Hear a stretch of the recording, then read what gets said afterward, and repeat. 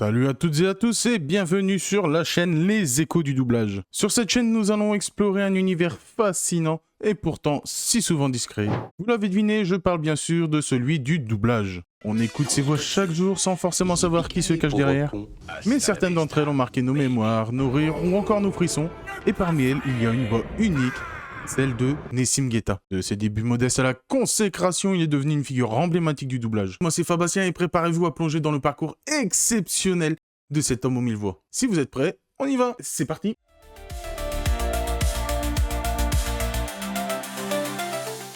C'est le 18 mai 1973 que vint au monde Nessim Guetta, un acteur d'origine italienne mais ayant grandi en Belgique et qui n'était pas destiné au projecteur du doublage. Son parcours commence là où de nombreux grands comédiens ont fait leurs armes, sur les planches. Très tôt, Nessim est attiré par la scène, par l'art d'interpréter et de raconter des histoires. Il s'engage dans une formation théâtrale initiatique, un premier pas fondamental pour comprendre les rouages du métier d'acteur. Ses premiers cours ne se contentent pas d'enseigner des techniques, il y cultive avant tout une sensibilité, une capacité à ressentir les émotions et les transmettre. C'est donc à ce moment-là qu'il apprend la maîtrise du corps, de la voix et du souffle, des outils qui, même s'il ne le savait pas encore à ce moment-là, allaient devenir des atouts majeurs pour lui derrière le micro. Il poursuivra sa formation avec des cours d'art dramatique beaucoup plus approfondis, où il y développera la justesse de son jeu, la finesse de son interprétation, mais aussi la compréhension de la psychologie des personnages. Avant même d'être une voix majeure du monde du doublage, Nessim est un acteur à part entière. Ses premières expériences professionnelles en témoignent. On le voit à la télévision française dans des productions ultra variées. Il apparaît notamment dans La Veuve de l'architecte en 1995 et L'Avare en 1999. Ces rôles, même s'ils ne sont pas les plus connus du grand public, sont cruciaux. Ils lui permettent d'aiguiser son sens du rythme, sa capacité à incarner des personnages complexes et à travailler en équipe, des qualités indispensables pour le monde du doublage. C'est également durant cette période que Nessim fera ses débuts dans le monde du doublage en Belgique, posant ainsi les fondations de ce qui allait devenir à la fois sa passion et sa profession principale.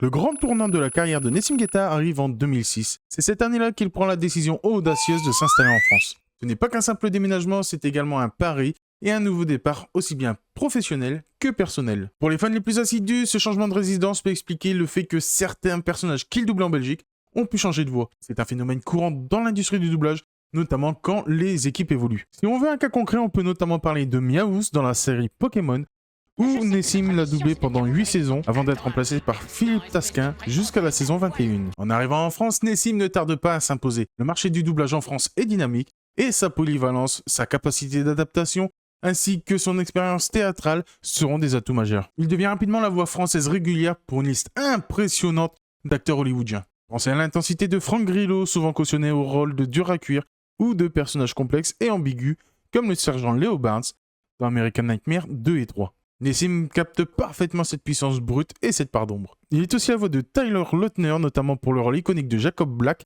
dans la saga Twilight, un personnage qui aura marqué toute une génération d'adolescents. Imaginez la difficulté d'incarner une figure aussi populaire, de lui donner cette force et cette vulnérabilité en français. Mais ce n'est pas tout, il prête également sa voix à des acteurs au style très différent. L'élégance et la noirceur d'Ed Westwick dans le rôle culte de Chuck Bass dans Gossip Girl, les multiples facettes de Marwan Kenzari ou encore Alexander Skarsgård, notamment dans Big Little Lies, True Blood ou plus récemment Lee Miller ou encore Murderbot. Cette capacité à basculer d'un genre à l'autre, d'une personnalité à une autre ou encore d'un drame intense à une comédie légère témoigne de son extraordinaire adaptabilité et de sa compréhension profonde de l'âme humaine. Cependant, c'est dans un autre domaine qu'il va véritablement marquer les esprits et devenir une voix culte pour des millions de fans.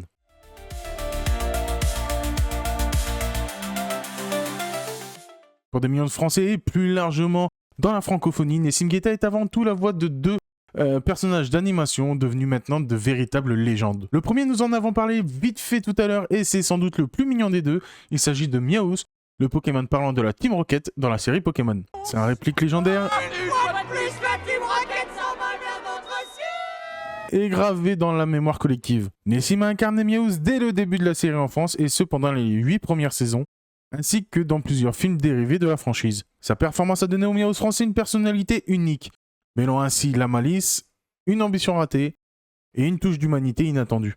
C'est certainement grâce à lui que le personnage est devenu aussi apprécié du grand public. Mais si Meowth est son côté espiègle, Son rôle de Seto Kaiba dans Yu-Gi-Oh! Révèle une toute autre facette de son talent. Kaiba, ce n'est pas un simple rival, c'est un personnage à la fois complexe, arrogant, tourmenté par son passé, mais aussi génial et obsédé par la victoire. Nessim Geta a su donner à Kaiba toute sa profondeur, cette voix à la fois autoritaire et parfois teintée d'une vulnérabilité cachée. Il a lui-même souligné l'enrichissement personnel qu'a représenté ce rôle. La beauté de Kaiba, disait-il, réside dans le fait qu'il ne véhicule pas qu'une seule émotion.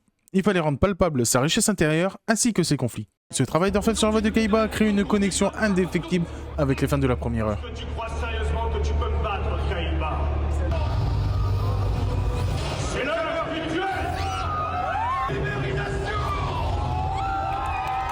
Au-delà de ces figures emblématiques, Nessim Geta a donné vie à une multitude de personnages qui ont marqué les esprits. On pense notamment à Insectoraga, un autre personnage de la franchise Yu-Gi-Oh! Je ne suis pas vaincu, tu vas voir que j'ai plus d'un tour dans mon sac. Ou encore le personnage d'Anos Voldigod dans l'anime The Misfits of Demon King Academy.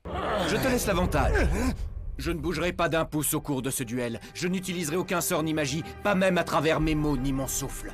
Chaque fois, Nessim ne se contente pas de faire une voix. Il lui donne une âme, une personnalité qui lui est propre, une signature sonore qui résonnera avec le public. C'est d'ailleurs cette capacité à transformer de simples lignes de dialogue en performances vivantes qui distingue les grands comédiens de doublage.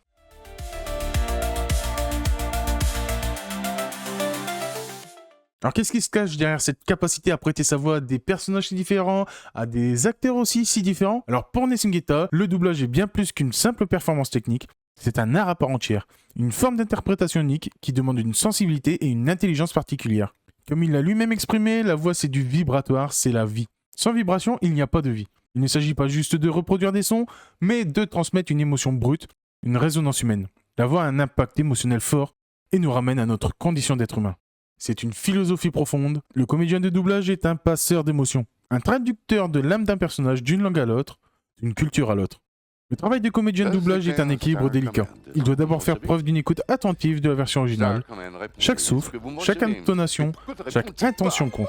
Puis vient l'étape de l'appropriation. Il ne s'agit pas d'imiter platement, mais de digérer l'essence du personnage et de le recréer avec sa propre palette vocale et émotionnelle. La synchronisation labiale est évidemment cruciale, mais elle ne doit jamais entraver la performance émotionnelle. C'est donc là toute la difficulté, être irréprochable tout en étant artistiquement authentique. Qu'il prête sa voix à un personnage complexe de série dramatique ou à un héros de jeu vidéo exigeant, son engagement est total. Il recherche la vérité dans chaque mot, dans chaque intonation. Il n'y a pas de petits rôles, seulement des opportunités de donner vie à une nouvelle facette de l'humanité.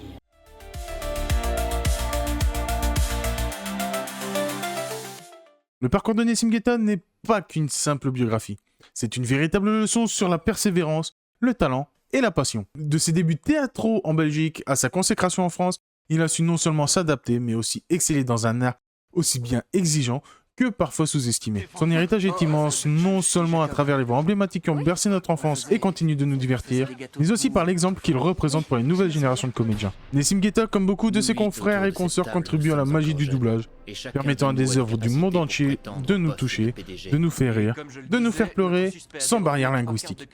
Il est la preuve vivante qu'avec un travail acharné et un amour profond pour son métier, on peut laisser une empreinte indélébile, même en restant souvent dans l'ombre de l'image.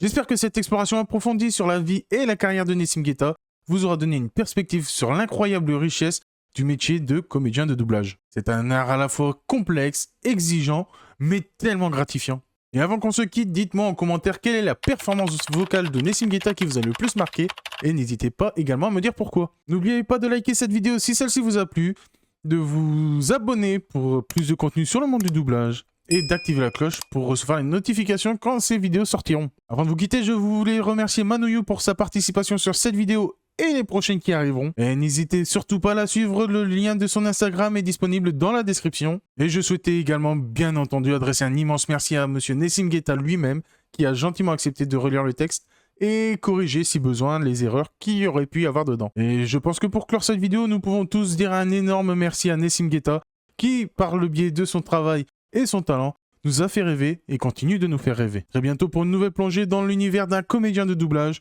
C'était Fabastien, à la prochaine!